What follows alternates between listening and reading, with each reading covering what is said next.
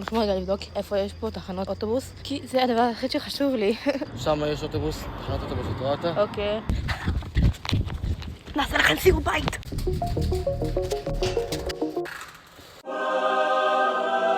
טוב, אנחנו בודקים פה ככה יפה.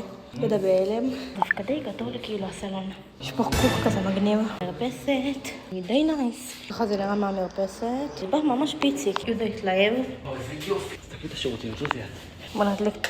אין פה אור. הוא פנסי כמו שאת אומרת. הוא חסר לי המסלה. אין אסלה? מה אתה בודק את זה? טוב, זה... שירותים או שירותים, לא? חמוד, זה חמוד. יחידת הורים כזאתי. גם אין אור.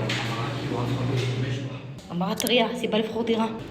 שכני, עוד קנייה בפאנל. אני מתקדח פה.